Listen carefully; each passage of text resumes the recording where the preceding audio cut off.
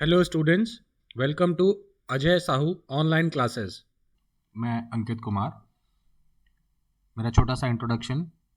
मैंने MTech IT Kharagpur से 2013 में कंप्लीट किया है और उसके बाद मुझे टीचिंग एक्सपीरियंस लगभग 6.5 साल का हो चुका है। मेरे पास कुछ अचीवमेंट्स हैं जिसमें एक मैं गेट क्वालिफाइड हूँ 2011, 15 और 17 में। 2 PSUs भी मैंने क्लियर किए हैं, विजाग स्टील और ONGC।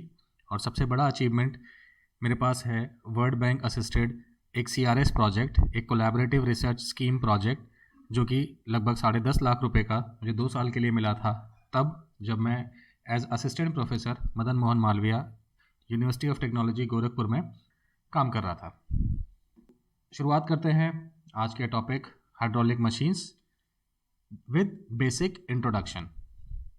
Competition point of view से हम इसका थ्योरेटिकल पार्ट ज़्यादा कवर करेंगे, पर उसे समझने के लिए कुछ एनालिसिस पोर्शन भी हमें समझने हैं, जिससे कि अंडरस्टैंडिंग बहुत आसान हो सकती है। तो बेसिक इंट्रोडक्शन में हाइड्रोलिक मशीन्स के कुछ कंपोनेंट्स हैं जो हमें डिटेल में पढ़ने हैं, जिसमें कि 2 क्लासिफिकेशन सबसे इंपॉर्टेंट है। पहला टरबाइंस और पंप्स। टरबाइंस में जो हमें ब्रॉडली पढ़ना है वो 3 तरीके के टरबाइंस पढ़ने हैं।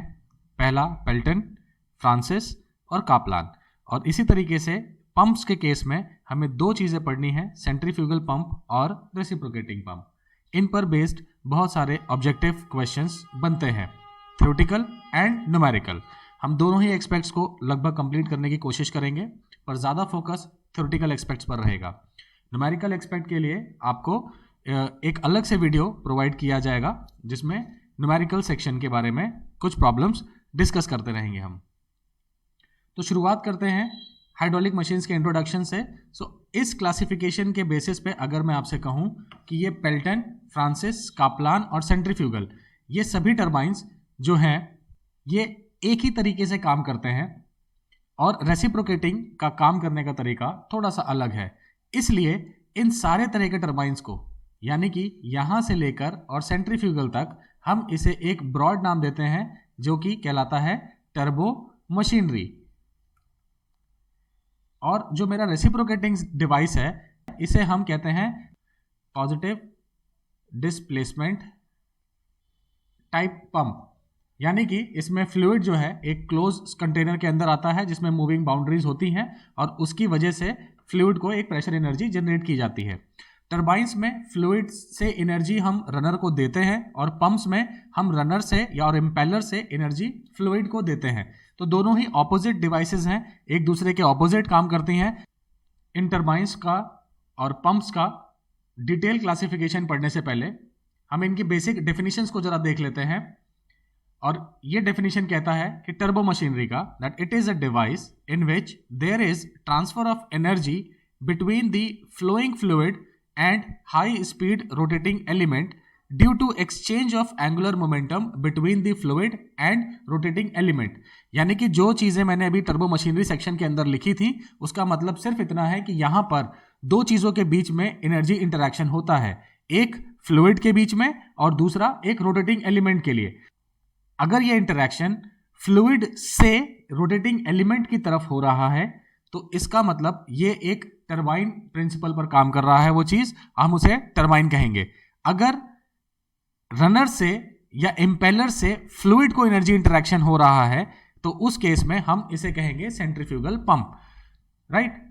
हाइड्रोलिक टरबाइंस, और ये कहता है that it is a device in which the hydraulic energy of fluid gets converted into mechanical shaft power due to transfer of energy from the fluid to the runner of the turbine because of the torque exerted by fluid on runner। तो जितने भी word मैंने ये underline किए हैं जरा इनको ध्यान से देखिए। इसका मतलब ये है कि टरबाइन में जो एनर्जी इंटरैक्शन हो रहा है वो फ्लोइंग फ्लूइड से रनर की तरफ हो रहा है, और इसकी वजह से वो रनर ब्लेड्स मूव करते हैं और मुझे एक mechanical power in the form of rotational energy मिलता है। और इसके ठीक ऑपोजिट जो एक डिवाइस है that is called centrifugal pump, और ये इसकी definition that it is a device in which the mechanical energy supplied to the pump gets converted into hydraulic energy of fluid, which enables the fluid to get lifted from lower elevation to higher elevation because of transfer of energy from the impeller of pump to fluid. तो ये जो last में ये जो बात लिखी है ये आपको बताता है एनर्जी इंटरैक्शन कि इम्पेलर से फ्लूइड में जा रहा है, यानी कि मुझे कुछ काम करना पड़ रहा है. वर्क एब्जॉर्बिंग डिवाइस है पंप और वर्क प्रोड्यूसिंग डिवाइस है टर्बाइंस. तो इसका मतलब torque is exerted by the impeller on the fluid. Reciprocating pump. So its definition says that in this the fluid is directed into a closed volume and this fluid mass is displaced by movement of boundary of closed volume causing the fluid volume to expand on contract. Basically जो reciprocating pump है it is used to deliver a incompressible fluid. तो ये fluid compress या expand तो नहीं होता है, but इसका कहने का मतलब है कि वो जो कंट्रोल वॉल्यूम है वो एक्सपैंड और कॉन्ट्रैक्ट हो रहा है, राइट. तो यहां पर एक हमारे पास मूवेबल बाउंड्री होता है कंट्रोल वॉल्यूम का और वो कंट्रोल वॉल्यूम को एक्सपैंड और कॉन्ट्रैक्ट करती है जिसकी वजह से फ्लूइड उस सिस्टम के अंदर आता है और सिस्टम से बाहर जाता है, राइट. ये जितने भी हाइड्रोलिक मशीन्स या डिवाइसेस हमने डिस्कस की इनके बारे में पढ़ने से पहले हमें कुछ कंजर्वेटिव रूल्स समझने हैं जिनके बेसिस पर ये सारे पंप्स या टर्बाइंस काम करते हैं. तो बेसिक जो पहला रूल है that is conservation of mass, जिसे हम कंटिन्यूटी इक्वेशन भी कहते हैं. It means that m dot is equal to rho into A into V and this rho is density, A is the area of cross section of that control volume या जिसमें flow या passage में वो fluid flow हो रहा है, and v is the velocity and this is equal to constant, right. So ये है मेरी कंटिन्यूटी इक्वेशन और इसकी यूनिट होती है किलोग्राम पर second because it is a rate, time rate है. तो मास, कितना मास एक कंट्रोल वॉल्यूम से पर सेकेंड पास हो रहा है, that is called mass flow rate. अगर हम एक इनकम्प्रेसिबल फ्लूइड की बात कर रहे हैं दैट मीन्स की density is constant. So in that case that continuity equation will be like a into v equal to constant, this area of cross section into v is the velocity. तो ये क्या चीज है, this is equal to q which is the discharge. हम इसे कह सकते हैं कि कंट्रोल वॉल्यूम है फॉर इनकम्प्रेसिबल फ्लू, डिस्चार्ज भी कांस्टेंट रहता है. सो दैट मीन्स, और इसकी यूनिट है मीटर क्यूब पर second, this is rate of discharge, right. Next इसमें मेरा एक कंजर्वेशन रूल है that is conservation of energy, जिसे अब बर्नौलीज इक्वेशन भी कहते हैं, जिसका मतलब है total head of fluid remains constant between 2 points in a fluid flow. तो अगर हम यहां पर हेड की बात करें तो हेड से मतलब होता है energy per unit weight of fluid और इस हेड की यूनिट होती है मीटर. इस हेड को मीटर में लिखते हैं हम because it is the energy per unit weight of fluid, right. तो अगर इस इक्वेशन को हम अप्लाई करना चाहें, इनके एप्लीकेशंस के बारे में देखें तो टरबाइन और पंप के केस में ये बर्नौलीज इक्वेशन किस तरीके से लगाते हैं ये इस केस से हम समझने की कोशिश करते हैं. सपोज ये मेरे पास एक टरबाइन है और इस टरबाइन के ये मेरे इनलेट सेक्शन है जहां से मेरा फ्लूइड फ्लो करके इस टरबाइन को जाकर स्ट्राइक करना चाहता है. तो let's say this is my one section eight which the pressure is P1, velocity is V1, right, and the potential energy means height is Z1 from certain reference point. और ये इसका outlet section है कुछ यहाँ से जहाँ fluid बाहर निकलकर इस इम्पेलर को एनर्जी देने के बाद बाहर निकलकर जा रहा है, and let's say this is my two section and similar values P2, V2 and Z2, right. So ये मेरा फ्लो हो रहा है, यानी कि मेरे पास एक एनर्जी है 1 पर और ये इस डिवाइस को कुछ एनर्जी देकर यहां से पावर प्रोड्यूस करती हुई जा रही है, राइट. तो इसका मतलब यहां से इसने इसको कुछ एनर्जी दिया जिसकी वजह से ये टरबाइन रोटेट करना शुरू किया और एक मैकेनिकल पावर मुझे मिला. अब फ्लो हो रहा है तो इसका मतलब यहां पर कुछ एक फ्रिक्शनल लॉसेस भी हो सकते हैं. तो अगर इन सबको कंसिडर करते हुए हेड के टर्म्स में अगर हम बर्नौलीज इक्वेशन को लिखना चाहते हैं तो वो इक्वेशन क्या है, देखिए, it means total head at 1 पर जो भी हेड है that is minus head imparted by turbine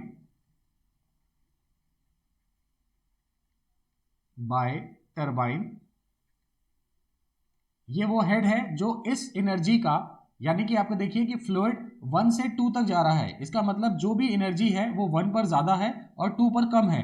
तो 1 पर जो भी एनर्जी है उसमें से कुछ एनर्जी माइनस हो गई जो इसने टरबाइन को घुमाने में यूटिलाइज कर दी, तो ये मैंने ये टर्म माइनस कर दिया। माइनस कुछ एनर्जी लॉस होगा due to friction, so this is head loss due to friction. अब ये फ्रिक्शन ये 1 से लेकर 2 तक पूरे पैसेज का है। अगर मैं इन सबको माइनस कर दूं तो मुझे जो एनर्जी मिलती है that is equal to total head at 2, यानी कि वो मुझे 2 पॉइंट पर जो एनर्जी है उसके बराबर की वैल्यू मिल जाती है, राइट। तो अगर मैं इसे एक्सप्रेशन टर्म्स में लिखना चाहूं तो ये हो जाएगा P1 upon W plus V1 square upon 2G plus Z1, तो ये हो गया मेरा टोटल हेड एट 1, और माइनस मैंने करना है head imparted by the turbine, यानी कि जो हेड फ्लूइड से एनर्जी लिया टरबाइन ने खुद को मूव कराने के लिए, तो ये वो वैल्यू मैंने माइनस कर दी, और ये वो फ्रिक्शनल हेड लॉस मैंने और माइनस कर दिया। तो मैं किसके बराबर पहुंच गया, जो भी एनर्जी मेरे पास पॉइंट नंबर 2 पर है, so that means it is V2 square upon 2G and plus Z2। तो ये हो गई हमारी बर्नौलीज इक्वेशन। सिमिलरली अगर मैं एक सेंट्रीफ्यूगल पंप के लिए इसी चीज को लिखना चाहूं तो वहां पर देखिए यहां पर एक रिवर्स काम हो रहा है, और वो क्या कि मैं लो अल्टीट्यूड से हाई अल्टीट्यूड तक पानी को पहुंचाना है। और वो कैसे पहुंचता है, जब हम एक इलेक्ट्रिकल मोटर चलाते हैं और मोटर से एक इम्पेलर रोटेट करता है और वो फ्लूइड को एनर्जी देता है। तो इस फिगर के हिसाब से सपोज ये मेरा वो लेवल है 1 पॉइंट जहां पर फ्लूइड है, और मुझे यहां से फ्लूइड को इस हाइट तक पहुंचाना है, यानी कि 2 पॉइंट तक डिलीवर करना है, ये इस डायरेक्शन में। तो क्योंकि पंप और टरबाइन दोनों ही एक दूसरे के ऑपोजिट डिवाइसेस हैं, इसलिए जो फ्लो है फ्लूइड का वो भी देखिए एकदम ऑपोजिट हो गया है। और यहां से मैंने क्या किया, पावर प्रोड्यूस करी। टरबाइन के केस में मुझे ये पावर मिल रही थी, और अब की बार मैंने मोटर से ये पावर इसको दी, जिसकी वजह से इस फ्लूइड के पास एक एनर्जी आई जो 1 से 2 तक चलकर गया। तो सिमिलरली मेरे पास यहाँ पर वैल्यूज हैं P1 प्रेशर की, V1 वेलोसिटी की, एंड Z1 मेरा potential energy head. So similarly Z2, P2 and V2 outlet पर। तो यहां पर अगर मैं बर्नौलीज इक्वेशन लिखना चाहता हूं तो ये मुझे कहता है कि देखिए टोटल हेड एट 1, जो भी मेरे पास 1 पर हेड है अवेलेबल, उसमें अगर मैं ये देखिए प्लस कर रहा हूं, पहले मैंने माइनस किया था टरबाइन के केस में, अब मैं इसमें प्लस कर रहा हूं head imparted by the pump, head imparted bye pump, यानी कि ये वो चीज है जो एनर्जी फ्लूइड को दी गई, यानी कि 1 से एनर्जी बढ़ा के 2 तक ले जानी है, तो ये वो एनर्जी है जो मोटर ने दी। और इसमें से अगर मैं माइनस कर दूं फ्रिक्शनल लॉस, यानी कि ये हेड लॉस, क्योंकि फ्लो हो रहा है तो कुछ फ्रिक्शनल लॉसेस होंगे, तो ये मैंने लॉसेस माइनस कर दिए। तो ये जो एनर्जी मुझे अब मिल रही है ये किसके बराबर है, ये बराबर है टोटल हेड एट 2 के बराबर, राइट। तो ये इक्वेशन इस तरीके से बर्नौलीज इक्वेशन का एप्लीकेशन मुझे समझ में आ जाता है कि टरबाइन और सेंट्रीफ्यूगल पंप के अक्रॉस किस तरीके से ये काम करता है। अब तीसरा रूल जो मेरे पास है वो है कंजर्वेशन ऑफ लीनियर मोमेंटम, जो कि बेसिक रूल है टरबाइन के लिए, जो हम पढ़ेंगे इसकी एनालिसिस करते वक्त भी कि ये किस तरीके से काम करता है। इसका स्टेटमेंट कहता है कि net algebraic sum of all forces acting on a body along a given direction is directly proportional to the rate of change of linear momentum। और ये स्टेटमेंट सिर्फ इतना कहता है कि sigma fx is equal to mass times acceleration in x direction.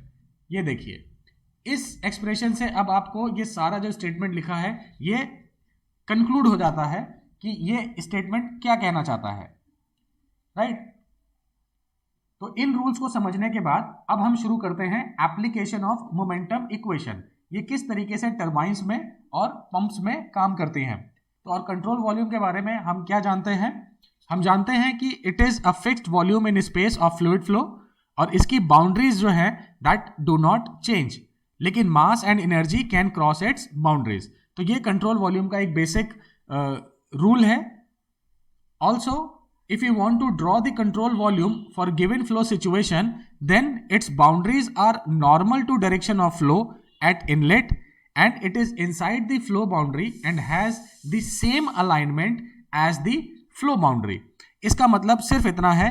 ये देखिए हमारे पास कुछ 3 तरह के ब्लेड्स हैं जिसके बारे में हमको पढ़ना है. टर्बाइंस में हमारे पास ये बेसिकली रेडियल और कर्व्ड ब्लेड्स होते हैं, लेकिन हम अपनी स्टार्टिंग करेंगे फ्लैट प्लेट और इंक्लाइन प्लेट के साथ, जिससे कि हम इस मोमेंटम प्रिंसिपल को बेहतर तरीके से समझ सकें और आगे जो फॉर्मूले डिराइव करने हैं वो रिजल्ट्स को एज इट इज याद कर सकें और इन केस फॉर्मूले लेंदी हैं तो उसको इजीली फॉर्मुलेट कर सकें.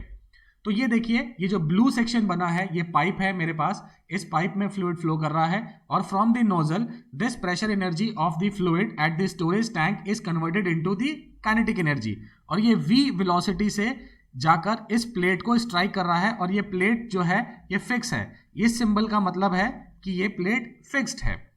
जब इसने जाकर इस पर स्ट्राइक किया तो ये 2 अलग अलग डायरेक्शंस में ऊपर और नीचे डिवाइड होकर फ्लो करके पास होके निकल गया. राइट. तो ये जो ब्लू सेक्शन मुझे दिख रहा है this is the control volume और ये कैसा है, ये सेम इस फ्लैट प्लेट के जैसा ही है. ठीक है. तो दूसरी चीज जो हमने पॉइंट में पीछे देखी, इसका मतलब ये है कि एक तो कंट्रोल वॉल्यूम मेरे फ्लो डायरेक्शन के नॉर्मल डायरेक्शन में बनेगा और दूसरा वो उसका सेम वही स्ट्रक्चर होगा जो कि मेरे ऑब्जेक्ट का है. सिमिलरली अगर मैं इस इंक्लाइंड प्लेट की बात करूं, इंक्लाइंड प्लेट में अगर मुझे कंट्रोल वॉल्यूम बनाना है तो ये होगा मेरा कंट्रोल वॉल्यूम कुछ इस तरीके का और इसके रिस्पेक्ट में मुझे एनालिसिस कन्वर्ट करनी होगी इस डायरेक्शन में. यानी कि मेरे को मानना पड़ेगा कि देखना पड़ेगा कि ये एंगल कितना है. Let's say angle is theta. तो अगर ये वेलोसिटी v है तो ये वेलोसिटी कितनी होगी इस नॉर्मल डायरेक्शन में, ताकि कंट्रोल वॉल्यूम मेरा जो कंट्रोल वॉल्यूम का कॉन्सेप्ट है ये कंप्लीट हो सके और उसके बाद हम इसको रिजॉल्व कर लेंगे अपने इस जेट के डायरेक्शन में. तो ये काम हम अभी आगे की स्लाइड्स में करने वाले हैं. सिमिलरली अगर आप इस कर्व प्लेट को देखिए तो यहां पर ये कंट्रोल वॉल्यूम अगर मैं बनाऊं तो ये control volume just like this curvature, ये जिस तरीके का है इसी तरीके का मैंने इसमें कंट्रोल वॉल्यूम लेना है और फ्लूइड फ्लो करके इस तरीके से बाहर निकल जाएगा. राइट. तो ये तीनों केसेस में ब्लेड मेरा स्टेशनरी भी हो सकता है यानी कि फिक्स ब्लेड हो सकता है और ये blade with certain velocity u move भी कर सकता है. तो ये किस तरीके से आगे चलेगा और इसके क्या फॉर्मूले हैं, क्या कॉन्सेप्ट्स हैं, ये हम 1 by 1 डिस्कस करेंगे. So let's start with case number 1 that jet impingement on a stationary plate which is inclined by angle theta. तो अब इसके लिए कुछ एजम्पशंस हैं. पहला कि सर्कुलर जेट ऑफ वाटर यानी कि जो नोजल से निकलने वाला मेरा जेट है वो सर्कुलर क्रॉस सेक्शन का है. दूसरा the impingement of jet is a free jet, that means कि जो प्रेशर है वो एटमॉस्फेरिक ही है, यहां पर कोई भी प्रेशर ड्रॉप फर्दर नहीं है या कोई भी चेंज नहीं है. तीसरा the plate is small in size और इसका एजम्पशन इसलिए इंपॉर्टेंट है बिकॉज जो मेरा 4th पॉइंट है इट सेज कि no friction between the fluid and plate. तो अगर प्लेट स्मॉल है तो एक पॉसिबिलिटी तो ये हो सकती है कि हाई वेलोसिटी फ्लूइड जब इसके साथ इंटरैक्ट करेगा, स्ट्राइक करेगा प्लेट पर, तो उसके पास टाइम ऑफ इंटरेक्शन इतना कम होगा कि वो फ्रिक्शन जनरेट करने के लिए रुक ही नहीं पाएगा, वो तुरंत टकराएगा और निकल जाएगा. तो we can assume that the plate is smooth. Right. So let us take this example कि ये मेरे पास एक फिक्स प्लेट है, ये देखिए सिंबल बना है, इसका मतलब ये प्लेट फिक्स्ड है और इंक्लाइंड है with the jet bye angle theta. ये यहां पर देखिए थीटा एंगल लगा है और अब इसके लिए मैंने कंट्रोल वॉल्यूम एक बना दिया और अब मुझे एनालिसिस करनी है इसके नॉर्मल डायरेक्शन में, क्योंकि मेरे पास जो कॉन्सेप्ट है वो कहता है कि कंट्रोल वॉल्यूम के नॉर्मल डायरेक्शन में फ्लो होना चाहिए. तो ये अगर वेलोसिटी v है जो कि इस प्लेट पर थीटा एंगल पर स्ट्राइक कर रही है तो इस प्लेट के नॉर्मल जो वेलोसिटी होगी that will B v sin theta. Right. और ये एंगल मेरे पास क्या है, ये देखिए ये एंगल है 90 माइनस थीटा. कैसे हो जाएगा, क्योंकि ये कंप्लीट एंगल 90 डिग्री है, ये देखिए ये एंगल 90 है और अगर ये थीटा एंगल है तो ये एंगल हो जाएगा 90 माइनस थीटा. सिमिलरली ये एंगल हो गया मेरा 90 माइनस थीटा. और इस एनालिसिस को करते वक्त मुझे अपने रेफरेंस एक्सिस चुनने होते हैं. सो this is my x axis and this is my y axis. So force, whatever force we have to calculate in x direction will be designated by fx, और similarly ये y डायरेक्शन में हम fy calculate करेंगे, right. और हमारा दूसरा assumption जो कह रहा था कि प्लेट स्मॉल है और नो फ्रिक्शन है, इसका मतलब कि जिस वेलोसिटी से फ्लूइड जाकर स्ट्राइक करेगा सेम वेलोसिटी से बाहर निकलेगा। तो यहां देखिए ऊपर ये v वेलोसिटी यहां पर मेंशन की हुई है और ये सेम v वेलोसिटी नीचे की तरफ बाहर निकल जाएगी, यानी कि आपका फ्लूइड दो टुकड़ों में बट जाएगा और आधा आधा बाय सिमेट्री ऊपर और नीचे की तरफ फ्लो करके निकल आएगा। तो अब अगर हम बात करना चाहें अपने मोमेंटम इक्वेशन की, उसको अप्लाई करने के लिए, तो सबसे पहले मैं नॉर्मल डायरेक्शन की बात करता हूं Fn, और Fn कहता है it is force exerted by jet on the plate along the normal direction to the plate, right. तो अगर मैं इसको लिखना चाहूं तो ये मुझे कहता है it is equal to m into acceleration in normal direction, right. Summation of Fx is equal to m into ax, वो हमने लिखा था x डायरेक्शन के लिए। अगर मैं नॉर्मल की बात कर रहा हूं तो Fn equal to m into an, और अगर मैं इसी को लिखना चाहूं so it will be m into delta v upon t along normal direction, normal to plate, right. तो इसी चीज को देखिए m अपॉन t, इन दोनों को मैं लिख सकता हूं mass flow rate, right, and this is delta v along normal to plate. तो ये मेरे पास ये रिलेशन बन जाता है। तो अब देखिए मास फ्लो रेट की वैल्यू क्या है, it is rho times A, area of cross section of the incoming jet. अगर इसका डायमीटर, इस जेट का डायमीटर स्मॉल d है तो a की वैल्यू हो जाती है पाई बाई 4 d स्क्वायर, क्योंकि हमने अज्यूम किया है कि हमारा जेट जो है वो सर्कुलर है, और v is the velocity of incoming jet into delta v। अब इस डेल्टा v के बारे में अगर बात करें तो delta v is the change in velocity along the normal direction. अब चेंज इन वेलोसिटी होना चाहिए फाइनल माइनस इनिशियल, लेकिन हम यहां पर लिखेंगे इनिशियल माइनस फाइनल, इसलिए क्योंकि हम निकालना चाहते हैं इस फ्लूइड की वजह से प्लेट पर जो फोर्स लग रहा है या थ्रस्ट लग रहा है उसको कैलकुलेट करना है। तो ये हो जाएगा इनिशियल माइनस फाइनल। अगर मैं जेट पर लगने वाला इंपल्स या थ्रस्ट कैलकुलेट करना चाहता तो वो होता फाइनल माइनस इनिशियल। तो हमें ध्यान रखना है कि ये जो चेंज लिखा जाएगा ये इनिशियल माइनस फाइनल लिखा जाएगा, क्योंकि हम कैलकुलेट करना चाहते हैं force exerted bye fluid on the plate, right. तो इनिशियल जो मेरे पास फ्लूइड का डायरेक्शन है नॉर्मल डायरेक्शन में, वो क्या है v इंटू साइन थीटा। देखिए ये v साइन थीटा से यहां जाकर प्लेट को स्ट्राइक कर रहा है, और जो बाहर निकल रहा है फाइनल वेलोसिटी माइनस जो टर्म आएगा फाइनल में, वो नॉर्मल डायरेक्शन में तो कुछ है ही नहीं, so it is 0। So it gives Fn equal to rho a v square and sine theta, right. And अगर मैं बात करूं Fx की, x डायरेक्शन में ये कितना फोर्स लगा रहा है, सो this is nothing but Fn and cos 90 minus theta, और ये हो जाता है Fn साइन थीटा, और ये वैल्यू मिल जाती है मुझे rho A V square sine square theta, right. Similarly अगर मैं Fy कैलकुलेट करना चाहता हूं so it is Fn and sine 90 minus theta, and this is equal to Fn cos theta which is equal to rho A V square and sine theta cos theta, ठीक है। अब अगर मैं इस incline plate को generalise कर दूं और इसको एक फ्लैट प्लेट बना दूं, यानी कि अगर ये फ्लैट प्लेट हो जाएगा, ये देखिए इस तरीके का अगर ये फ्लैट प्लेट हो जाएगा और ये जेट जाकर ऐसे स्ट्राइक करेगा, तो इन दोनों के बीच का एंगल कितना हो जाएगा 90 डिग्री।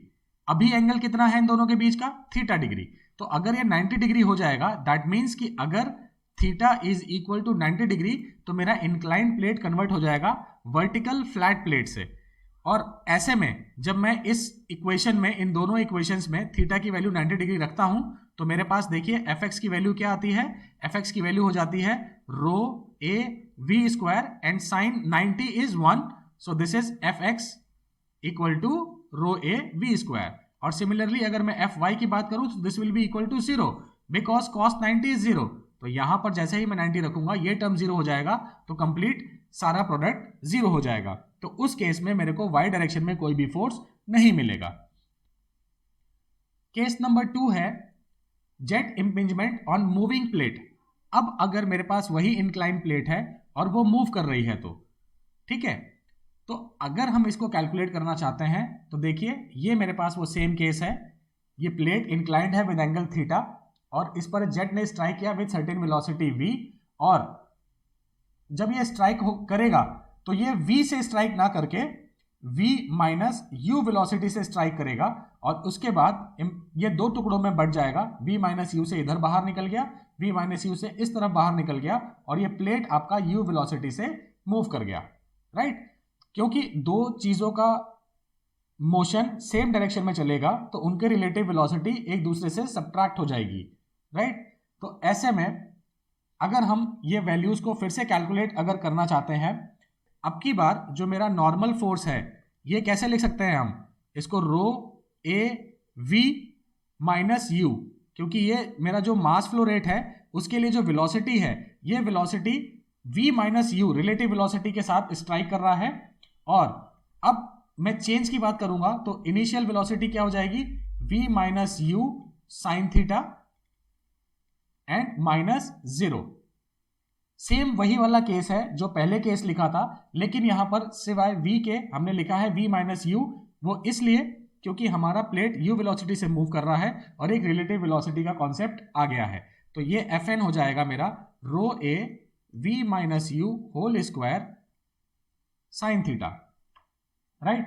तो अगर मैं Fx को लिखना चाहूं तो Fx क्या हो जाएगा, again Fx is Fn times sine theta, तो यानी कि ये हो जाता है rho times A v minus you whole square sine square theta. और आप अगर देखें तो सेम वही केस, अगर मैं इसको प्लेट को स्टेशनरी कर दूं तो मुझे पिछले वाले केस का ही एग्जैक्ट फॉर्मूला मिल जाता है, यानी कि अगर मैं u को 0 कर दूं तो ये फॉर्मूला fx का सेम प्रीवियस केस के जैसा हो जाएगा। सिमिलरली अगर मैं fy कैलकुलेट करता हूं so it is fn and cos theta, so this is nothing but rho A v minus you whole square and sine theta cos theta.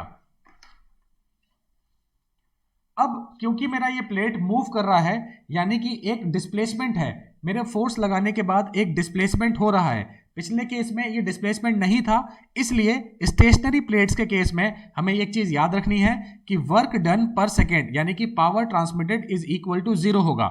लेकिन यहां पर प्लेट हमारा मूव कर रहा है तो एक डिस्प्लेसमेंट हमें मिल रहा है और डिस्प्लेसमेंट हमें कहता है that work is equal to force into displacement, right.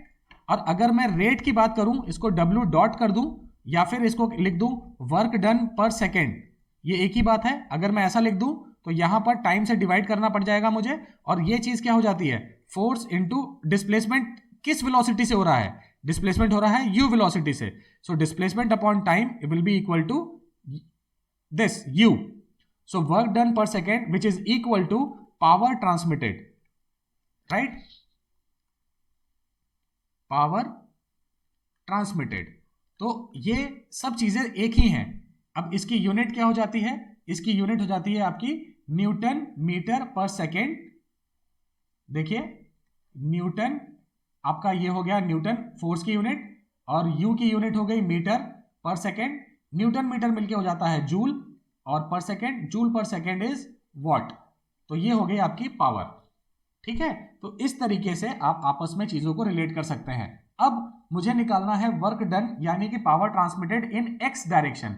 तो अगर मैं इसको लिखूं दैट वर्क डन पर सेकेंड इन एक्स डायरेक्शन, तो ये क्या हो जाएगा एफ एक्स इंटू यू, और एफ एक्स अभी हमने क्या निकाला है, it is rho A V minus you whole square sine square theta into U. तो ये मेरा पूरा वर्क डन पर सेकेंड मिल जाता है। अब एक और चीज हमें ध्यान रखनी है, जहां पर मुझे वर्क मिल रहा है तो हम इंटरेस्टेड होते हैं उसकी एफिशिएंसी में, कि ये कितनी एफिशिएंसी आ रही है। अगर मैंने कोई वर्क किया किसी चीज पर तो आउटपुट में मुझे एफिशिएंसी कितनी मिल रही है? तो एफिशिएंसी ऑफ पावर ट्रांसमिशन कहता है, efficiency of power transmission, this is equal to power transmitted to the plate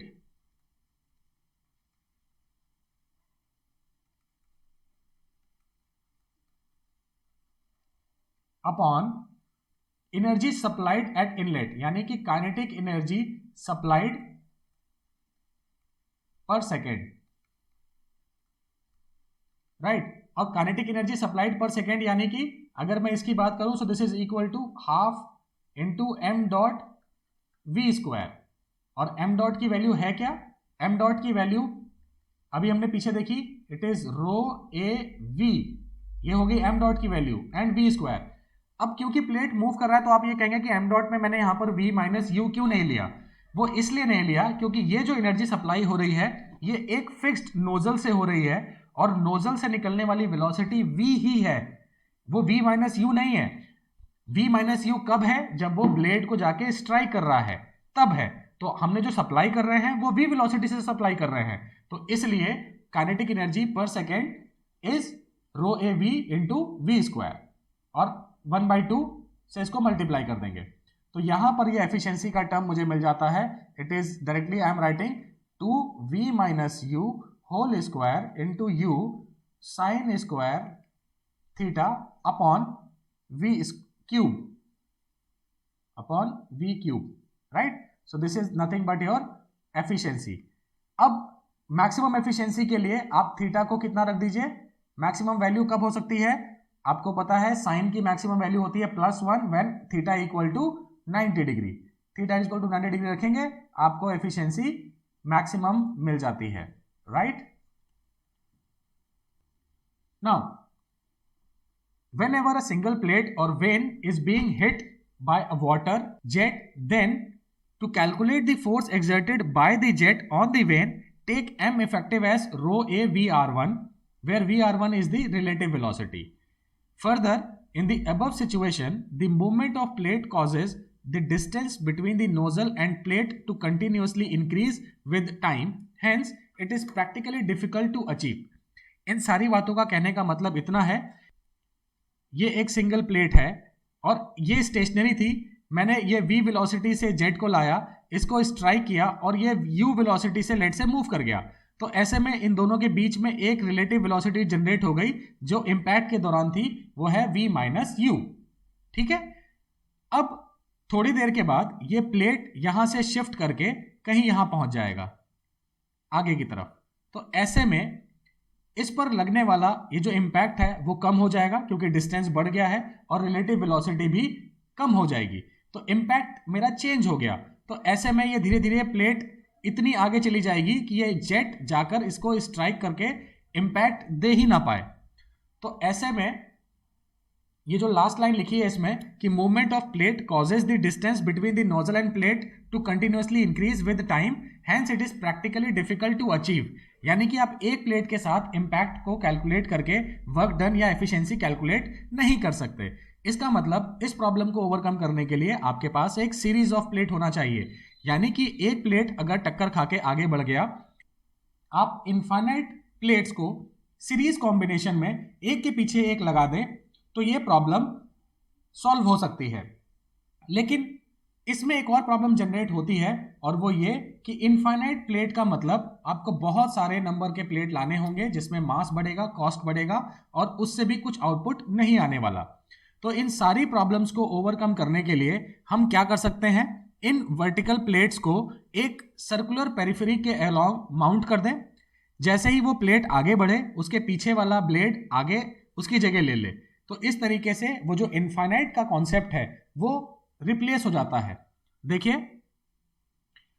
case number 3 कहता है jet impingement on a set of flat plate mounted on a wheel. इसका assumption सिर्फ इतना है कि large number of plates जो हमने assumption लिया था उसको हमने रिप्लेस कर दिया, हमने कुछ फाइनाइट नंबर ऑफ प्लेट्स को सर्कुलर पेरिफेरी पे लगा दिया। और if sufficient number of plates is properly assembled, these plates can intercept the entire discharge from the jet since at every instant of time there is one plate appearing in front of jet, all the water leaving the nozzle is assumed to be going to the veins. इसका मतलब यह है कि अगर मैंने circumference के across में कई सारे प्लेट लगा दिए तो एक प्लेट टक्कर खाने के बाद जब आगे बढ़ेगा तो उसकी जगह दूसरा प्लेट आ जाएगा, यानी कि नोजल से निकलने वाला जेट हर वक्त किसी ना किसी ब्लेड के साथ कांटेक्ट में होगा। तो अगर मैं ये बात लिखना चाहूं तो जो मास फ्लो रेट है फॉर सीरीज ऑफ ब्लेड वो हो जाएगा रो ए वी, ना कि रो ए वी आर वन, जो कि अभी मैंने पिछले वाले केस में लिखा था। ये फिर से ध्यान देने वाली बात है कि सिंगल प्लेट अगर मेरे पास है और अगर वो मूव कर रहा है तो उस केस में जो इफेक्टिव मास फ्लो रेट आएगा that is rho A V R one, यानी कि रिलेटिव वेलोसिटी का कॉन्सेप्ट आएगा। लेकिन अगर सीरीज ऑफ ब्लेड की बात हो रही है, इनफाइनाइट सीरीज ऑफ ब्लेड्स लगे हैं और ऐसे में एक ब्लेड टक्कर खा के जैसे ही आगे बढ़ रहा है, यानी कि वो जो लॉस हो रहा है इंपैक्ट का वो फुलफिल हो जा रहा है दूसरे प्रीसीडिंग ब्लेड से। जैसे ही एक ब्लेड आगे बढ़ता है दूसरा ब्लेड आके उसकी जगह ले लेता है, तो जेट जो निकल रहा है नोजल से वो कंटिन्यूसली ब्लेड के साथ कांटेक्ट में है, किसी ना किसी ब्लेड के साथ तो है ही। तो ऐसे में जो net effective mass flow rate आएगा that will be rho A V, right. तो इसको जरा इस फिगर के हिसाब से भी समझने की कोशिश करिए कि सपोज मेरे पास ये कई सारे ब्लेड्स लगे हैं और ये v वेलोसिटी जेट की निकल कर आ रही है और इस ब्लेड को टक्कर दे रही है जो कि u वेलोसिटी से आगे मूव किया। अब जैसे ही ये प्लेट कुछ यहां पर पहुंचा, इसके बाद ये जो इसका प्रीसीडिंग ब्लेड है ये भी आगे बढ़ के यहां तक आ गया। इस ब्लेड के मूवमेंट के दौरान जो लॉस हो रहा है वो लॉस ओवरकम हो रहा है इस ब्लेड के मूवमेंट से, ठीक है। तो यानी कि मेरे पास जो v जेट है वो हर वक्त v ही वेलोसिटी के साथ इस ब्लेड को स्ट्राइक कर रहा है, यानी कि इस व्हील पर कंटिन्यूअस कांस्टेंट फोर्स ही लग रहा है, राइट। तो अब अगर मैं इसमें Fx लिखना चाहता हूँ, force exerted by jet on the plate in x direction, तो ये हो जाता है m इंटू ए एक्स, और इसी को हम लिख सकते हैं m dot effective into delta v along x direction, right. ये हो जाएगा रो ए वी और इन bracket it is v minus you minus zero. तो अब आपको ये याद है कि m डॉट इफेक्टिव यहाँ पर रो ए वी होगा क्योंकि सीरीज ऑफ ब्लेड हैं और ये जो इम्पैक्ट है इनिशियल वेलोसिटी का ये v माइनस यू माइनस, और x डायरेक्शन में कोई भी वेलोसिटी नहीं है इसलिए ये ज़ीरो। तो फाइनल फार्मूला जो मेरे पास आता है वो आता है रो ए वी और v minus u, this is fx, right. So अगर अब मुझे पता है कि जब मूवमेंट है तो यहाँ पर एक डिस्प्लेसमेंट है और इसलिए एक वर्क डन भी होगा। तो अगर हम फिर से वर्क डन पर सेकेंड इन x डायरेक्शन लिखना चाहते हैं तो ये हो जाएगा fx इंटू यू, और सिमिलरली ये हो जाएगा rho A V into V minus u times u. और अगेन हम लोगों को पता है, पहले भी डिस्कस कर चुके हैं कि kinetic energy supplied per second that will be equal to half m dot V square, और ये हो जाता है half rho A V cube. तो ऐसे में हम फिर से अगर इसकी एफिशिएंसी कैलकुलेट करना चाहते हैं, एफिशिएंसी ऑफ पावर ट्रांसमिशन, तो ये हो जाता है rho A V minus u times u upon half rho A V cube, right. क्योंकि एफिशिएंसी क्या है, ratio of power transmitted upon kinetic energy supplied to the jet.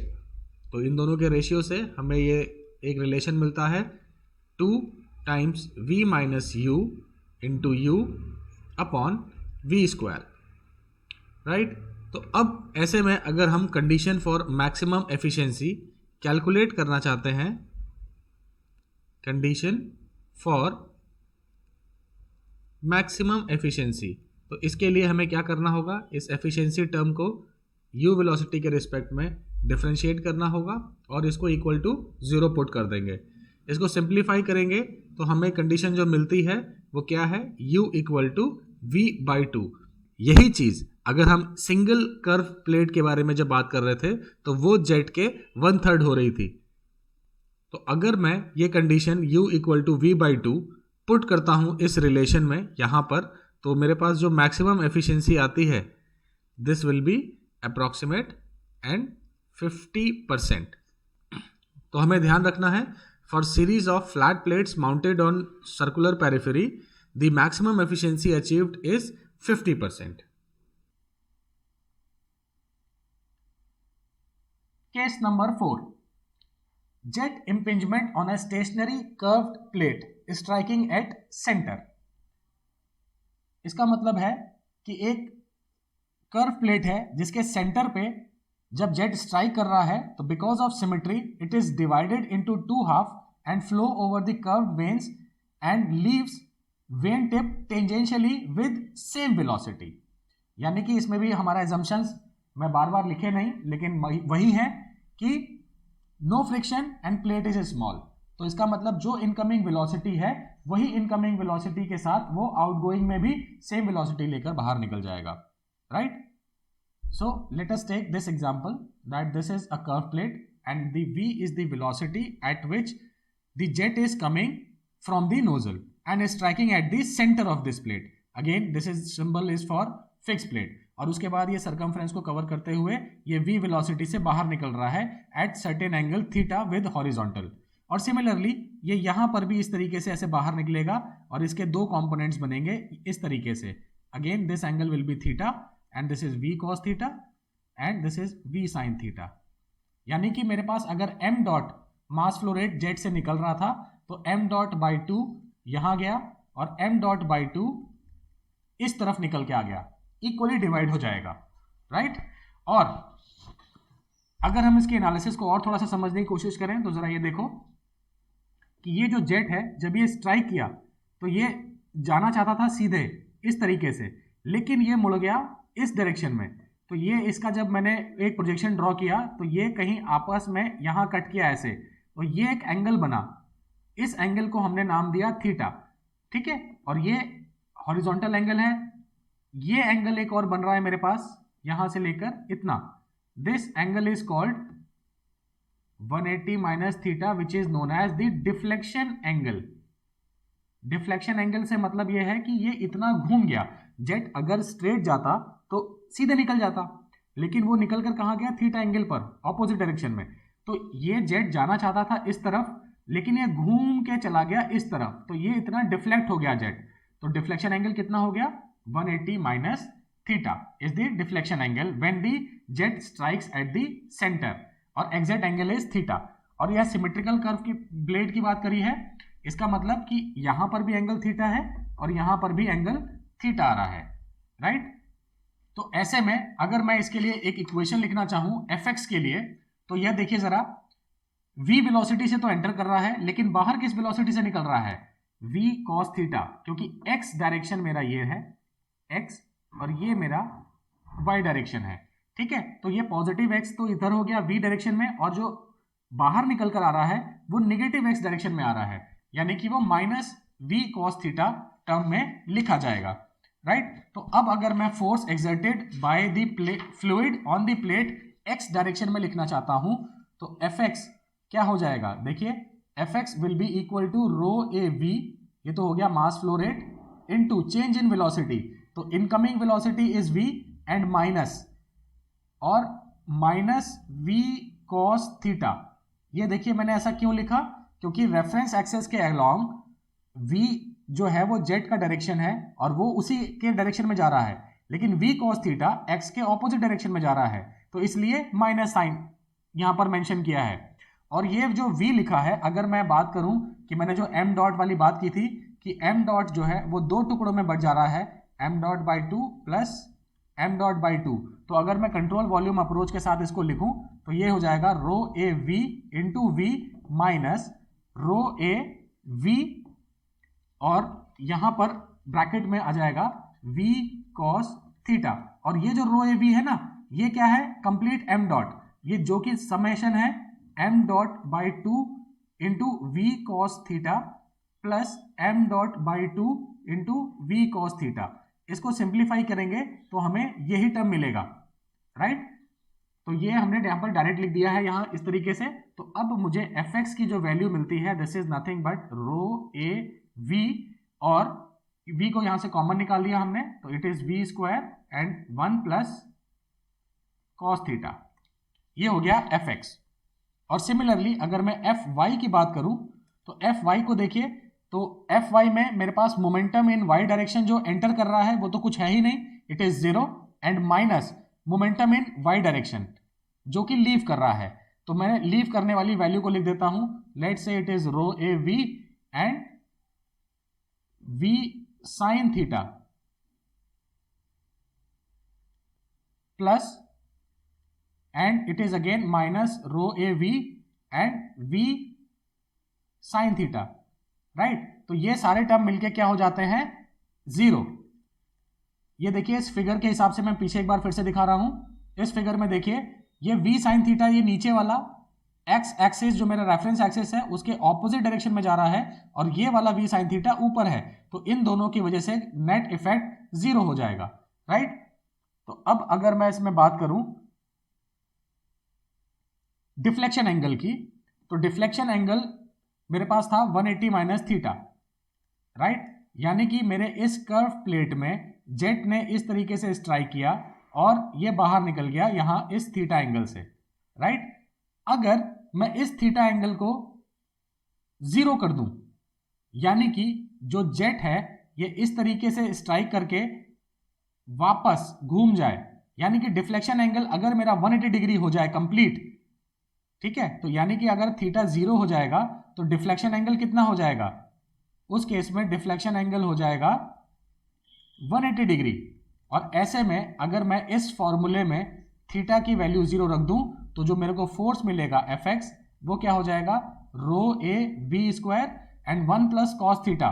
So theta is 0, so cos 0 is 1, so it is 2 times. तो ये मेरे को जो force मिलेगा this will B maximum.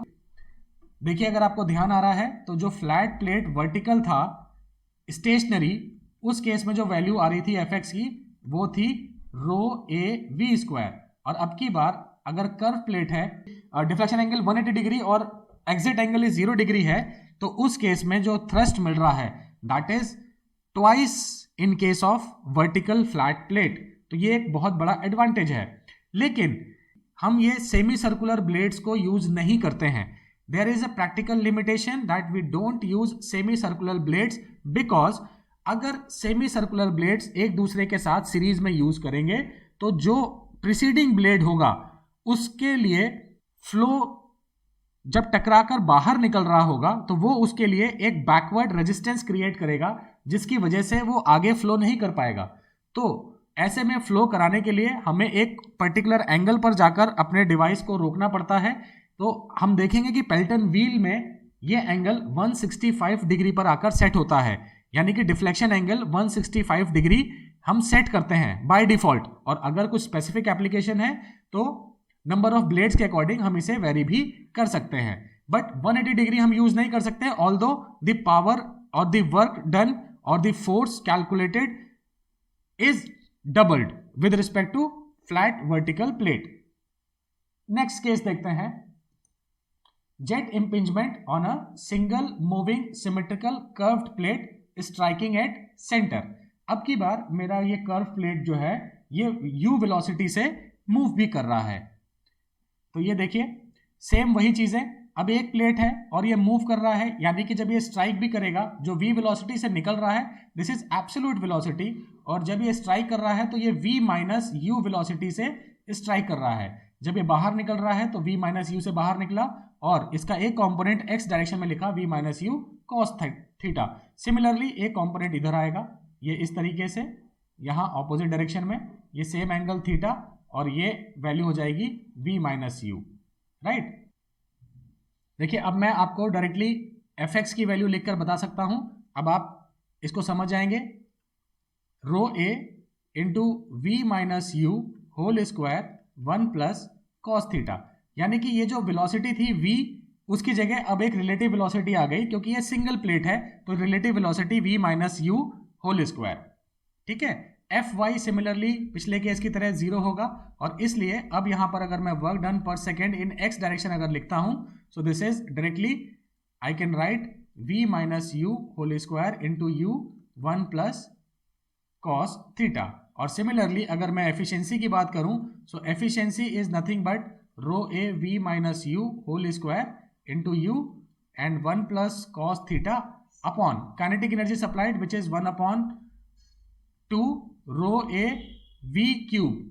और इसको सिंप्लीफाई करने पर आपको वापस मैंने आपको बताना है कि मैक्सिमम एफिशिएंसी के लिए ये वैल्यू को डिफरेंशिएट कीजिए with respect to U for constant theta, right. और डिफरेंशिएट करेंगे तो आपके पास ये क्वाड्रेटिक इक्वेशन बनेगी, यहां पर स्क्वायर का टर्म है। सो एक वैल्यू आती है v equal to u and एक वैल्यू आती है v equal to 3u, right. So अगर आप इस इक्वेशन में फॉर कांस्टेंट थीटा अगर आप v equal to U put करते हैं तो आप देखिए this will get you efficiency equal to 0, यानी कि मिनिमम एफिशिएंसी मिलेगी। और इस केस में अगर आप ये जो दूसरी वैल्यू रखते हैं तो यहां पर आपको एफिशिएंसी मैक्सिमम मिलेगी and that will come out as 59.26%। आप इसकी वैल्यू को कैलकुलेट करके देखिएगा for theta is equal to 0 degree, ठीक है। तो ये आपको मैक्सिमम वैल्यू मिलती है, राइट। तो ये केस हमें याद रखना है स्पेसिफिकली कि सिमेट्रिकल कर्व्ड ब्लेड अगर है जिसमें जेट उसके सेंटर पे स्ट्राइक कर रहा है और वो मूव कर रहा है, तो ऐसे में कंडीशन फॉर मैक्सिमम एफिशिएंसी हो जाती है u equal to v by 3, right. मुझे ये याद रखना है। जबकि प्रीवियस केस में क्या था, सीरीज ऑफ ब्लेड में u equal to v by 2 था और यहां पर v by 3 is the blade velocity. अगला मॉडिफिकेशन है jet impingement on a symmetrical fixed curved vane with jet entering tangentially at one tip and leaving at other tip tangentially. तो ये case वो case है जिस पर आपका पेल्टन व्हील काम करता है।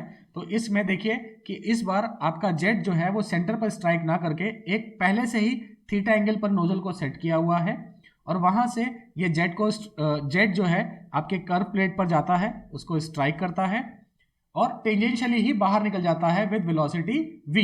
और इसके दो components v cos theta v sin theta यहां पर मेंशन्ड है। और सिमिलरली जो हमने अभी तक पीछे एनालिसिस की है, अब कोई दिक्कत नहीं होनी चाहिए कि ये एक फिक्स ब्लेड है। तो यहां पर मैं सीधा मास फ्लो रेट लिख दे रहा हूं rho A V and v cos theta. ये तो हो गई मेरी इनकमिंग x डायरेक्शन की वेलोसिटी। ये देखिए x डायरेक्शन में v cos थीटा ये एंटरिंग वेलोसिटी है and minus of v cos theta बाहर निकलने वाली वेलोसिटी है ये x डायरेक्शन में, राइट। तो ये मेरे को जो वैल्यू देता है this is 2 times of rho A V square cos theta, right. तो सिमिलरली आपको पता है कि यहाँ एफ वाई वी क्या हो जाएगा 0। ये तब है जब आपका ये ब्लेड सिमेट्रिकल है। इन केस आपका ब्लेड सिमेट्रिकल नहीं होता, इनलेट पर ये एंगल थीटा है और आउटलेट पर अगर ये एंगल थीटा की जगह फाई होता, तो उस केस में जो आपकी वैल्यूज आती हैं वो क्या है, आप देखिए ये फॉर्मूला सीधा सीधा मॉडिफाई हो जाएगा कि F X is equal to rho A V and V cos theta and plus V cos phi. ये वैल्यू आपकी उस केस के लिए हो जाती है जब आपका ब्लेड अनसिमेट्रिकल है, यानी कि इनलेट और एग्जिट दोनों के एंगल्स अलग अलग हैं। एक इनलेट पर है थीटा और एग्जिट पर है फाई। अब नेक्स्ट केस है jet impingement on a series of symmetrical curved vanes mounted on a wheel and jet is striking at centre, right. अगर ये जेट सीरीज ऑफ ब्लेड्स पर स्ट्राइक करेगा तो मेरे पास जो m इफेक्टिव हो जाता है, m डॉट इफेक्टिव, ये किसके बराबर हो जाएगा। अब आपको कोई कंफ्यूजन नहीं है that it is equal to rho A V. So similarly अगर मैं fx की बात करूं, just like the flat plate, m effective into delta V, this is m effective into delta V along x, right. तो अब आप directly इसको लिख सकते हैं that rho A V and in bracket it is blade पर जो striking हो रही है वो v माइनस यू वेलोसिटी से inlet and minus with minus of v minus you and cos theta, right. तो ये वैल्यू अब आपको क्लियरली समझ में आ जाती है कि ये माइनस साइन कैसे आया और ये कॉस थीटा टर्म कैसे आया। कि ये मेरा ब्लेड है, ये जेट है, स्ट्राइक कर रहा है v माइनस यू से, क्योंकि ये ब्लेड जो है मेरा ये u वेलोसिटी से मूव कर रहा है, और ये बाहर निकला कुछ ऐसे एंगल पर v माइनस यू पर, जो कि एंगल था थीटा पर। तो ये जो वेलोसिटी है this is v minus U into cos theta. तो इनलेट वाली वेलोसिटी तो हो गई v माइनस यू जो यहां पर लिख दी, और minus of v minus you cos theta, क्योंकि मेरा रेफरेंस एक्सिस हमेशा x एक्सिस इधर और y एक्सिस ऊपर की तरफ पॉजिटिव है, राइट। तो सिमिलरली अगर आप वर्क डन पर सेकेंड निकालना चाहते हैं, वर्क डन पर second in x direction, so this is nothing but fx into you. और सिमिलरली अगर आप एफिशिएंसी के लिए वैल्यू लिखना चाहते हैं, so it will come out as, मैं सिंप्लीफाइड फॉर्म लिख रहा हूं, आप ये सारी वैल्यूज को मैथमेटिकली स्टेप बाय स्टेप लिख के कैलकुलेट कर सकते हैं, v स्क्वायर, राइट। और मैक्सिमम एफिशिएंसी के लिए अगेन आप अगर इसको डिफरेंशिएट करते हैं और इक्वल टू 0 पुट करते हैं, तो आपको जो कंडीशन मिलती है this is condition for maximum blade efficiency, that u equal to v by 2। ये आपको ध्यान रखना है कि सीरीज ऑफ ब्लेड के केस में, चाहे वो फ्लैट प्लेट हो या वो कर्व प्लेट हो, जो आपका कंडीशन आती है that is half of the jet velocity. और अगर आप ये वैल्यू को जब यहां पुट करते हैं तो आपको जो मैक्सिमम एफिशिएंसी मिलती है, this maximum efficiency is equal to 1 plus cos theta by 2, right. और अगर आप ये कॉस थीटा की वैल्यू को, अगर आप ये एंगल 0 कर देते हैं, यानी कि अगर आप सेमी सर्कुलर ब्लेड ले लेते हैं, परफेक्ट सेमी सर्कुलर ब्लेड जिसमें डिफ्लेक्शन एंगल 180 डिग्री हो जाता है, तो आप देख सकते हैं कि आपकी एफिशिएंसी कितनी हो जाएगी, maximum efficiency will come out as 100%। लेकिन मैंने आपको बताया एक प्रैक्टिकल लिमिटेशन कि अगर आपका सीरीज ऑफ ब्लेड में अगर ये इस तरीके से एक ब्लेड परफेक्ट सेमी सर्कुलर है और इसके आगे भी एक परफेक्ट सेमी सर्कुलर है, तो इस केस में ये जेट ऐसे जा रहा है और जब ये बाहर निकलेगा तो ये इस वाले ब्लेड को जो कि आगे मूव करना चाहता है, इसको ये पीछे की तरफ एक बैकवर्ड फोर्स लगाएगा और नेट आउटपुट आपको नहीं मिलेगा। तो because of this practical limitation आप 180 डिग्री के डिफ्लेक्शन एंगल को यूज नहीं कर सकते, यानी कि आप 100% एफिशिएंट व्हील्स सिस्टम में नहीं लाते हैं। तो आप क्या करते हैं, आप इस डिफ्लेक्शन एंगल को कुछ 165 एंगल पर सेट कर देते हैं, कुछ इस तरीके का कि ये जेट यहां पर स्ट्राइक करता है और बाहर निकल जाता है ऐसे, ठीक है, ये इस तरीके से जाकर बाहर निकल जाता है, यानी कि जो जेट है, जो एग्जिट जेट है, वो इनकमिंग प्रीसीडिंग ब्लेड को बैकवर्ड फोर्स नहीं लगाकर उसे रोकता नहीं है, राइट। सो अब आपका एक अगला टॉपिक है force exerted on a series of radial curved veins. और इसके लिए आपको सिर्फ इतना समझना है कि रेडियल वेन्स जो होते हैं, the radius of when at inlet and outlet is different and hence tangential velocities will not be equal, यानी कि जिस वेलोसिटी से वो एंटर कर रहा है उस वेलोसिटी से वो बाहर नहीं निकलेगा, कुछ अलग वेलोसिटी से निकलेगा। तो ये है रेडियल ब्लेड्स का एक डायग्राम, जिसमें आप ये देख सकते हैं कि ये जो v1 वेलोसिटी है, ये v1 वेलोसिटी जेट से निकलने वाली एब्सोल्यूट वेलोसिटी है, और इसका एक एंगल मैंने दे दिया α1। ये वो एंगल है जिस पर मेरा नोजल हॉरिजॉन्टल से इंक्लाइंड है। जब ये ब्लेड से निकल कर जा रहा है और ये blade u velocity, u linear velocity से हॉरिजॉन्टल डायरेक्शन में अगर मूव कर रहा है, तो ये दो वेक्टर्स हैं, एक v1 एक ये u, इन दोनों के लिए एक रिजल्टेंट बनता है दैट इज कॉल्ड vr1। और ये vr1 वो वेलोसिटी है जो कि relative velocity which is the difference between v1 minus u1, ठीक है, ये वही रिलेटिव वेलोसिटी है जो भी हम पीछे पढ़ते आए हैं। ये रिलेटिव वेलोसिटी से एक्चुअली में ये फ्लूइड एंटर करेगा, ब्लेड को स्ट्राइक करेगा और उसके बाद ये vr2 वेलोसिटी से बाहर निकल जाएगा। यहां पर ये देखिए vr2 यहां पर लिखा हुआ है, और ये जो एंगल है इन दोनों के बीच में, vr1 और ब्लेड के बीच में ये जो एंगल है, इसको लेट से हम β1 कह देते हैं, और ये कहलाएगा ब्लेड का inlet angle, tip angle eight inlet.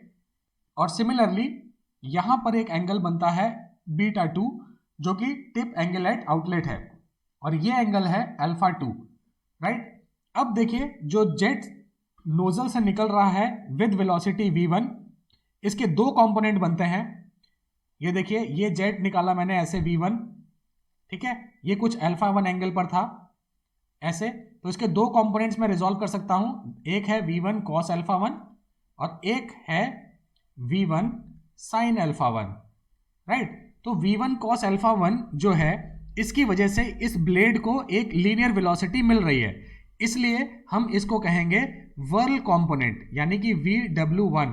ये देखिए यहां नीचे लिखा हुआ है VW1, तो ये कहलाता है वर्ल कंपोनेंट। और जो दूसरा कंपोनेंट है V1 sin अल्फा 1, इसकी वजह से ये एक्सिस के डायरेक्शन में लग रहा है और इसकी वजह से आपके ब्लेड पर एक एक्सियल थ्रस्ट लगता है। इसे हम फ्लो कंपोनेंट भी कहते हैं और एक्सियल कंपोनेंट भी कहते हैं।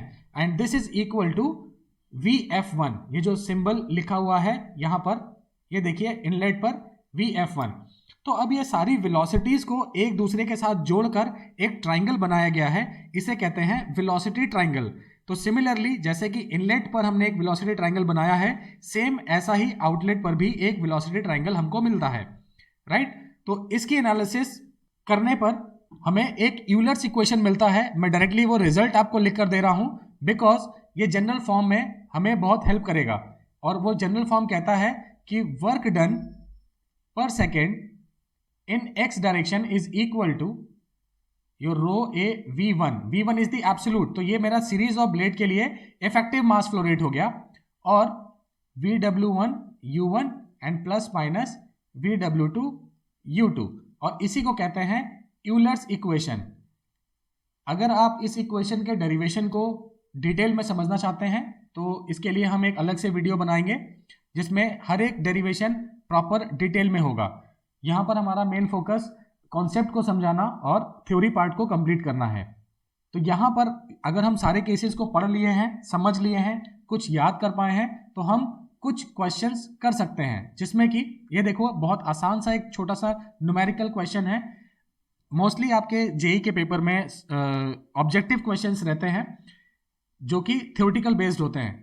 यहाँ पर भी इस टॉपिक से बहुत लेंथी क्वेश्चंस नहीं बनते, तो पॉसिबिलिटी है ये बहुत मुश्किल नहीं है। आप सिर्फ समझ कर देखिए कि एक क्वेश्चन है, अ jet of water 50 mm in diameter having a velocity of 20 meter per second strikes normally on a flat smooth plate.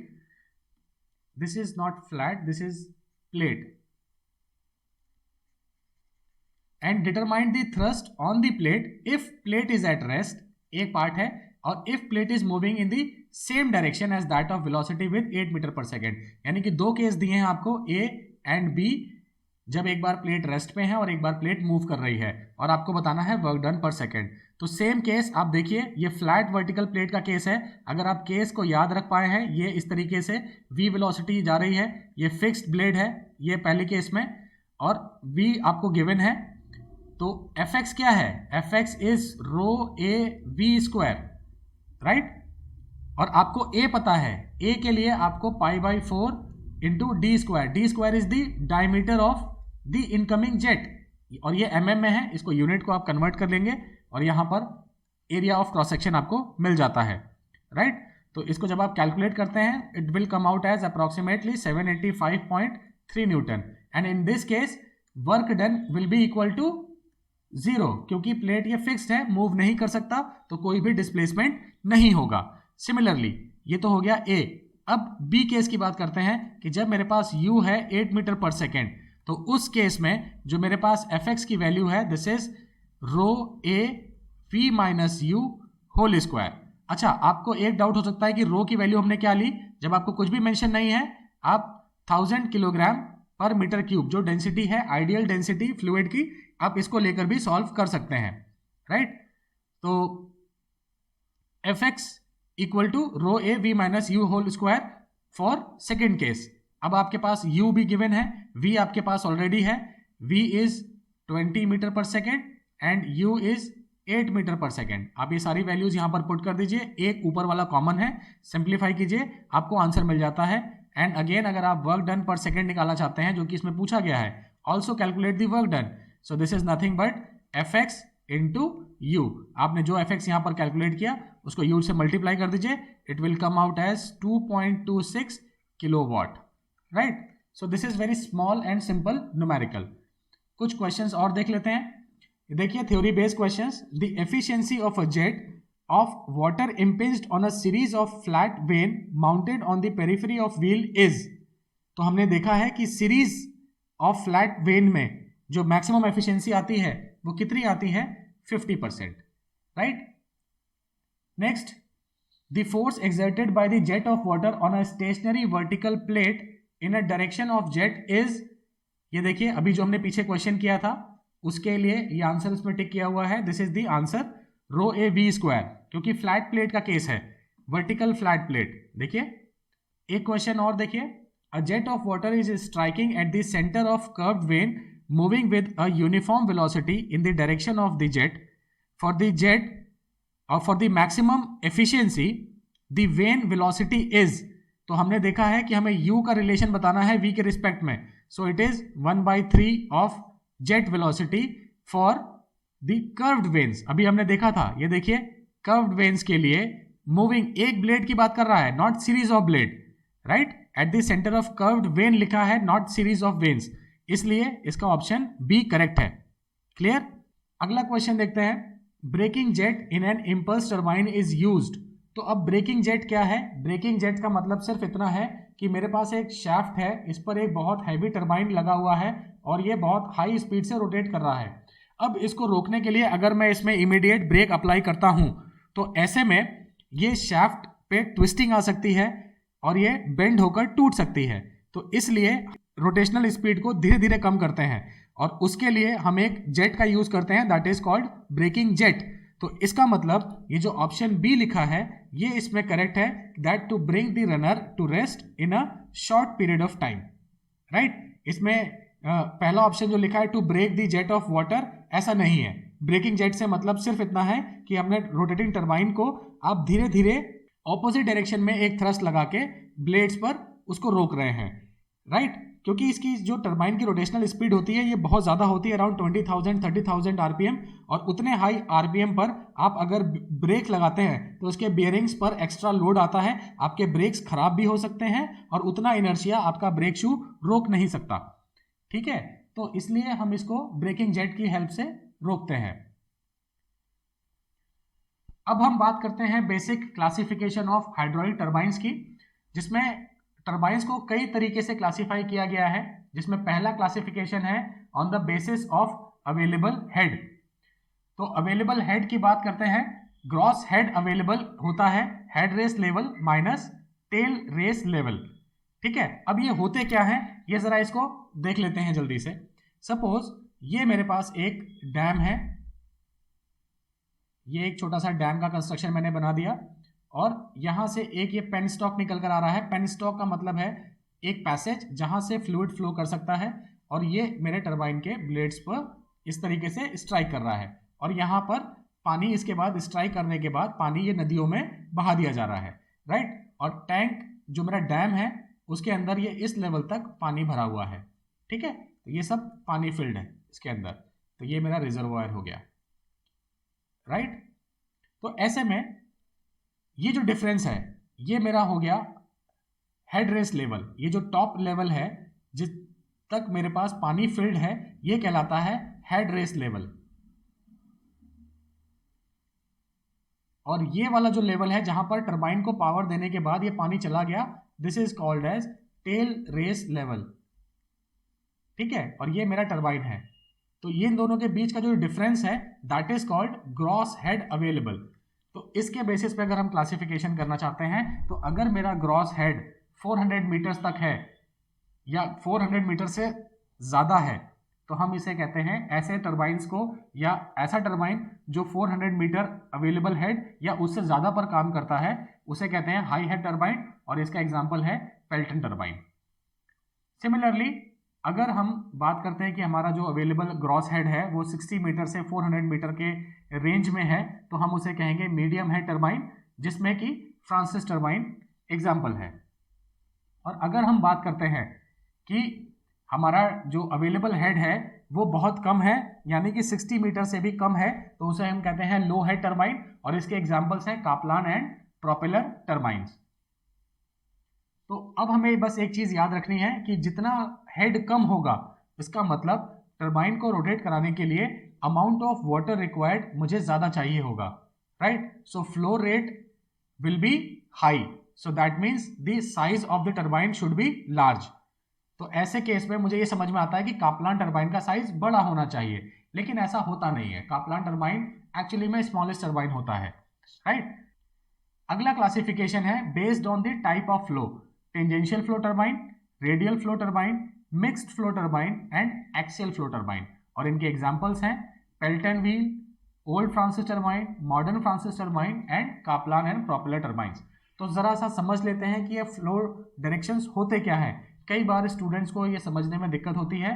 तो टेंजेंट के लिए आपको समझना है कि देखिए टेंजेंट फ्लो, रेडियल फ्लो और एक्सियल फ्लो, ये तीनों एक दूसरे के परपेंडिकुलर होते हैं।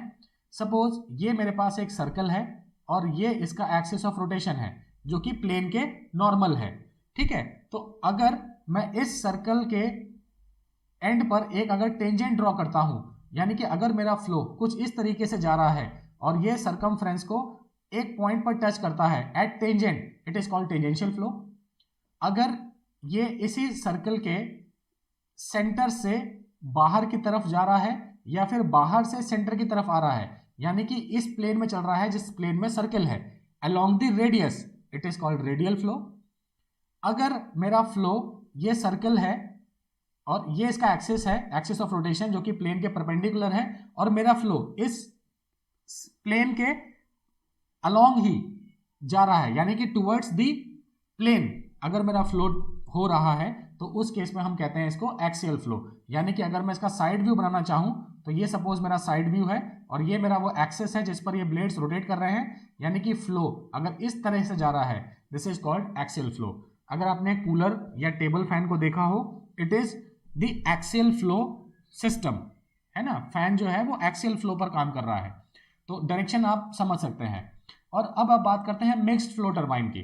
तो मिक्स्ड फ्लो में क्या है कि मेरे पास जो फ्लो है ब्लेड पर, इसके क्लासिफिकेशन में ब्लेड पर स्ट्राइक करने के टाइम पर उसका डायरेक्शन एक्सियल है, रेडियल है या टेंजेंशियल है या इनका कोई कॉम्बिनेशन है, ये डिसाइड करता है कि वो मिक्स्ड फ्लो टरबाइन है, ठीक है।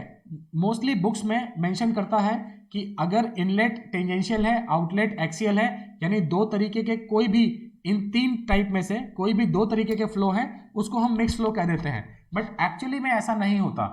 होता क्या है कि ये जो टरबाइन के ये ब्लेड्स हैं, इस ब्लेड पर जेट का स्ट्राइक करने का जो कंडीशन है ये परफेक्ट, देखिए ये जो मैंने डायग्राम नीचे बनाया है, ये केस ना ही परफेक्टली रेडियल है ना ही परफेक्टली एक्सियल है, तो ये कहलाता है मिक्स फ्लो। क्योंकि हम हमेशा क्लासिफिकेशन की जब बात करते हैं तो वो हम करते हैं जब फ्लूइड टरबाइन के ब्लेड से स्ट्राइक कर रहा है, उस वक्त उसका डायरेक्शन कैसा है। तो ये देखिए ना ही ये टेंजेंशियल है, ना ही ये एक्सियल है और ना ही ये रेडियल है, ठीक है। इसलिए इसको कहते हैं मिक्स फ्लो और इसका एग्जांपल है मॉडर्न फ्रांसिस टरबाइन। अगला क्लासिफिकेशन है on the type of action, जिसमें एक है इंपल्स टरबाइन। इसका मतलब है कि जो भी अवेलेबल हेड है हमारे पास रिजर्वॉयर के अंदर, वो सारा का सारा नोजल में एक ही बार काइनेटिक एनर्जी में कन्वर्ट हो जाता है टरबाइन के ब्लेड से स्ट्राइक होने से पहले, और बाकी एज इट इज बाहर निकल जाता है, ठीक है। तो ये स्टेटमेंट देखिए, all head of available water in the reservoir is completely converted into kinetic energy of water before it enters the runner, that is the pressure of water remains constant as it flows through the runner, और इसका example है Pelton turbine. दूसरा classification है reaction turbine, कि अगर कुछ part available head का reservoir से आते वक्त काइनेटिक एनर्जी में कन्वर्ट होता है टरबाइन के टकराने से पहले, और कुछ पार्ट टरबाइन के टकराने के बाद एग्जिट के दौरान, तो ऐसे में हम एक रिएक्शन जनरेट करवा पाते हैं, यानी कि Newton's third law of motion का यूज करके हम रिलेटिव वेलोसिटी को एग्जिट पर बढ़ा सकते हैं और उसकी वजह से एक ऑपोजिट थ्रस्ट दे सकते हैं अपने ब्लेड को, जिसकी वजह से उसका आरपीएम और बढ़ सकता है। तो ऐसे में हम उसे कहते हैं रिएक्शन टरबाइन, राइट। तो उसके कुछ एग्जांपल्स हैं फ्रांसिस और काप्लान टरबाइन या प्रोपेलर टरबाइन। तो इसका स्टेटमेंट है, if only a part of head available in the reservoir of water gets converted into kinetic energy of water before it enters the runner of turbine and remaining conversion of pressure energy onto converting kinetic energy occurs as water flows through the runner, right. तो अगला classification on the basis of specific speed है। तो पहले specific speed क्या है ये जरा समझ लेते हैं। Specific speed of a turbine is defined as the speed of turbine which is identical in shape, geometrical dimension, blade angles, gate opening etcetera with the actual turbine but of such a size that it will produce unit power when working under unit head। इसका मतलब सिर्फ इतना है कि ये आपके actual turbine के जैसा ही एक टरबाइन है जिसका आरपीएम हम बात करते हैं, वो आरपीएम जब उस टरबाइन को हम यूनिट हेड सप्लाई करते हैं और वो यूनिट पावर प्रोड्यूस करता है, उस वक्त जो उसका आरपीएम है that is called the specific speed, right. तो ये एक इंपॉर्टेंट पैरामीटर है which decides the size of the turbine. So it is the rotational speed और revolution per minute at which a hydraulic turbine would operate at best efficiency. ये देखिए, ये specific speed से मतलब है कि आपका टरबाइन उस पर्टिकुलर टाइम पर जब इस आरपीएम पर रोटेट कर रहा है तो वो बेस्ट एफिशिएंसी देता है under a unit head and which is size to produce a unit power, right. तो ये है आपकी स्पेसिफिक स्पीड। और स्पेसिफिक स्पीड टरबाइन के लिए आपके पास एक फॉर्मूला है कि ns is equal to n under root p upon h power 5/4। तो इस फॉर्मूले से आप देख सकते हैं this is the specific speed. ns is equal to the RPM of turbine which producing unit power. अगर ये p को 1 कर दिया जाए और h को भी, जो कि यूनिट हेड है, अगर इसको 1 कर दिया जाए so it gives n equal to ns, right? So this is the exact RPM of the turbine when it produces unit power working under unit head। तो इसके सिग्निफिकेंस से हम ये समझ सकते हैं that specific speed plays an important role during the selection of type of turbine and specific speed will predict the information about the performance of the turbine। तो अब इसका क्लासिफिकेशन कहता है कि हाई स्पेसिफिक स्पीड टरबाइंस हैं, अगर आपकी specific speed की जो रेंज है वो 250 आरपीएम से 900 आरपीएम तक है तो वो हाई स्पेसिफिक स्पीड टरबाइन कहलाता है, जो कि एग्जांपल है काप्लान। मीडियम स्पेसिफिक स्पीड का एक रेंज है 30 to 250 और इसका एग्जांपल है फ्रांसिस टरबाइन। और लो स्पेसिफिक स्पीड टरबाइंस की रेंज 8 से 30 है और इसका एग्जांपल है आपके लिए पेल्टन टरबाइन, राइट। तो आपके लिए इस लेक्चर में इतना ही, और डिटेल में इन सारे टर्म्स को, पेल्टन टरबाइन किस तरीके से काम करता है और फ्रांसिस टरबाइन और इनके क्या कंस्ट्रक्शनल डिटेल्स हैं और इनके वर्किंग प्रिंसिपल, ये हम अगली क्लास में इसको कंटिन्यू करेंगे। So till then, thank you very much.